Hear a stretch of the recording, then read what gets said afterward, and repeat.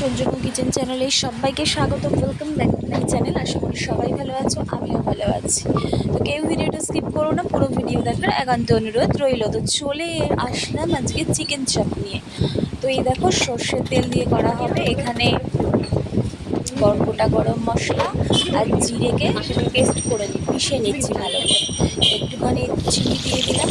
এবার মাংসগুলোকে একে একে একটু ফ্রাই করে নেবো, আধা আধা ফ্রাই, পুরো ভাজবো না। এটা তো চিলি চিকেন না, এটা তো হচ্ছে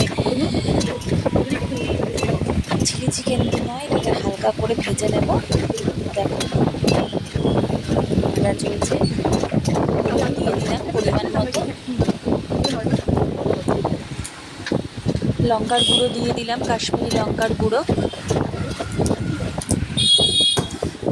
এবার দেখো জল ছেড়েছে, মানে তেলের মধ্যেই এবার তুলে নিচ্ছি। হালকা ভাজা করলাম আগে। এবার পেঁয়াজগুলো কুচিয়ে কাটা হয়ে গেছিলো, একটুখানি তেলের জলটা শোক করবে, তারপর পেঁয়াজগুলো একে একে দিয়ে ভালো করে ফ্রাই করে নেব। দেখুন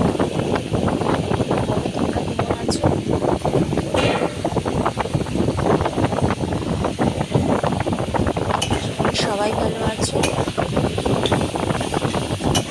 পেঁয়াজটা একটু নাড়িয়ে চালিয়ে দেখলে ফ্রাই করে নেওয়া হয়েছিল বলতো রসুন আর লঙ্কা পেস্ট করে নেওয়া হয়েছে। রসুন লঙ্কা পেস্ট করে নেওয়া হয়েছে। তো পেঁয়াজটা যে ফ্রাই করা হয়েছে তার মধ্যে ভালো করে কষিয়ে নেব।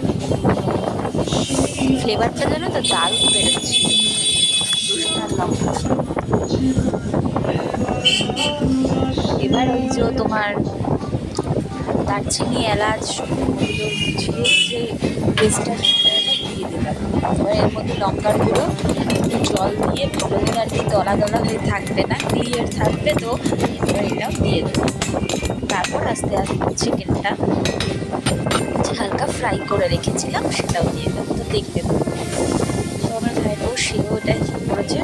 বেসিক্যালি ওই রেসিপিটা আর কি বলে দিয়েছে, তো আমরা মধ্যে করেছি। তো দেখতে থাকো। দিয়ে দেওয়া হলো পেস্টটা।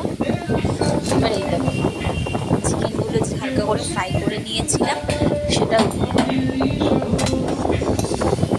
খুব জোরদারভাবে নাড়ানাড়ি চলছে ভাইয়ের বউ আর ননদ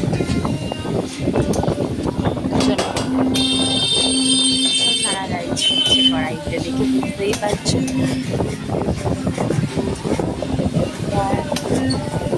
প্রায় মোটামুটি হয়েই এসছে। এবার হয়ে এসছে, সরি। এবার একটুখানি জল দিয়ে দেবো স্লাইড, তারপরে মশলা হয়েছে সেটা দিয়ে দিলাম, আর লঙ্কার গুঁড়ো আবার খানিকটা দিয়ে দিলাম। এটা মূলত তোমার লঙ্কার গুঁড়োর ওপরে বেস করেই হবে। কাঁচা লঙ্কা ওখানে মোট 4টে দেওয়া হয়েছিল রসুনের সাথে মিক্স করার জন্য। তো এটা মূলত তোমার লঙ্কার গুঁড়ো দিয়ে বেশি হবে, আর এটা লালচে লালচে হলে দেখতে ভালো লাগবে। আর দেখো দই, 4-5 চামচ দই ভালো করে আর কি কেটে রাখা হয়েছিল। তো এবার দইটাকে দিয়ে দেবো। দেখতে থাকো।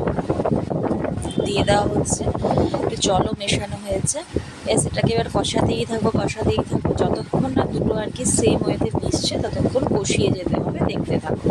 আর নুনটা পরিমাণ মতো, যদি তোমাদের মনে হয় যে নুনটা দিলে বেশি ভালো হয় তো আরেকটু দিয়ে দেবে। তো আমাদের হয়ে আসছে।